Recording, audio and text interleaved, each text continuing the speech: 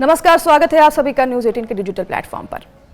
एक ऐसी खबर जिससे कि रूह कांप जाती है, आप लोगों को बताते हुए भी काफ़ी शर्म सी आती है। देखिए, पश्चिम बंगाल के आरजीकर मेडिकल कॉलेज में बीते साल 9 अगस्त को महिला डॉक्टर के साथ दुष्कर्म के बाद हत्या के मामले में ममता सरकार की सुरक्षा व्यवस्था पर सैकड़ों सवाल खड़े किए।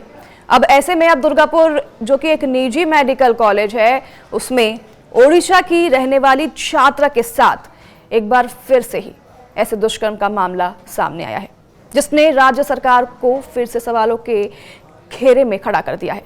इतना ही नहीं, इस पर मुख्यमंत्री ममता बनर्जी का जो बयान सामने आया है वो भी आपको चौंका देगा। देखिए, पश्चिम बंगाल के दुर्गापुर में दोस्त के साथ बाहर खाने गई मेडिकल की छात्रा दुष्कर्म का शिकार हो गई। छात्रा का आरोप है कि वह अपने दोस्त के साथ कैंपस के बाहर गई थी खाने के लिए, और तभी रास्ते में 2 से 3 युवक आए और उसे रोककर जबरन सुनसान जगह पर ले गए, जहां पर उसे दबोच लिया और फिर दुष्कर्म किया।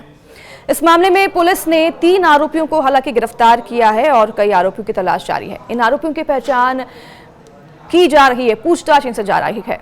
हालांकि इससे ज्यादा शर्मनाक बात तो यह है कि राज्य की जो महिला सीएम है ममता बनर्जी, महिला पर मैं जोर डाल रही हूं, इन्होंने इस पूरे मामले पर बयान दिया और इस पूरे घटना का जो दोष है वो छात्र पर ही मढ़ दिया है। दरअसल मीडिया से बातचीत के दौरान सीएम ममता बनर्जी ने कहा कि पीड़िता एक प्राइवेट कॉलेज में पढ़ती थी और इस घटना का जिम्मेदार कौन होगा, वो रात को 12:30 बजे बाहर कैसे निकली। तो ये सोचने वाली बात है कि हमारी महिला मुख्यमंत्री ममता बनर्जी, जो कि ऐसे बयान दे रही हैं, वो स्वयं काफी समय से राज्य की मुख्यमंत्री रही हैं। इतना ही नहीं, मुख्यमंत्री ममता बनर्जी ने इस घटना को चौंकाने वाला बताते हुए कहा है कि पुलिस सभी जरूरी कदम उठा रही है, लेकिन साथ ही उन्होंने कहा कि वह एक निजी मेडिकल कॉलेज में पढ़ रही थी, जिम्मेदारी किसकी है, सरकार की नहीं है। और उन्होंने ये भी कहा कि रात को 12:30 बजे बाहर वो निकली कैसे। तो वहीं ममता बनर्जी ने आगे कहा कि निजी मेडिकल कॉलेज को अपने छात्रों की देखभाल करनी चाहिए और नाइट कल्चर पर नियंत्रण रखना चाहिए।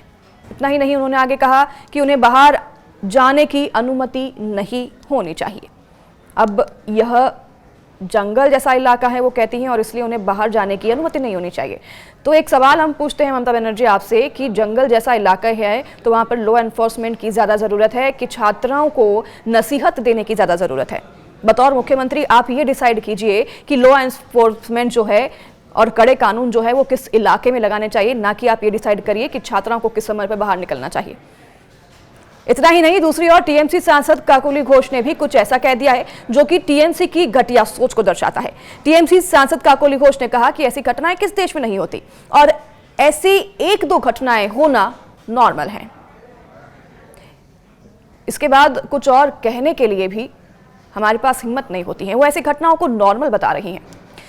तो वहीं आपको बता दें कि एमबीबीएस की छात्रा ये थी जिनके साथ दुष्कर्म हुआ। दूसरे वर्ष की एमबीबीएस की ये छात्रा ओडिशा की रहने वाली थी, जलेश्वर की, और शुक्रवार की रात वह एक दोस्त के साथ बाहर गई थी। तभी कुछ लोगों ने उसे जबरन एक सुनसान इलाके में ले जाकर उसका बलात्कार किया। पीड़िता के पिता ने कहा है कि उनकी बेटी दर्द में है और वह चल भी नहीं पा रही है, बिस्तर पर पड़ी है। अब यहाँ उसकी सुरक्षा को लेकर भरोसा नहीं रहा है। हम उसे ओडिशा वापस ले जाना चाहते हैं और वह अब यहाँ पढ़ाई नहीं करेगी। तो वहीं उनके पिता ने बताया कि ओडिशा के मुख्यमंत्री मोहन चरण मांझी ने उनसे संपर्क किया है और राज्य सरकार हर संभव मदद कर रहा है। उन्होंने बेटी को ओडिशा के मेडिकल कॉलेज में दाखिला दिलाने की मांग की है और इस मामले में पुलिस ने अब तक 3 आरोपियों को पकड़ा है, जिनके नाम कुछ ऐसे हैं: अपू बावरी 21 साल, फिरदौस शेख 23 साल और शेख रियाजुद्दीन 31 साल, जिन्हें गिरफ्तार किया गया है। पीड़िता के साथ मौजूद दोस्त से भी पूछताछ की जा रही है। तो वहीं बता दें कि पश्चिम बंगाल पुलिस ने सोशल मीडिया पर कहा कि यह घटना उन्हें उतनी ही दुखित करती है जितना कि ओडिशा को। तो वहीं दोषियों को किसी भी हाल में बख्शा नहीं जाएगा, पुलिस की तरफ से यह आश्वासन दिया गया है। नमस्कार।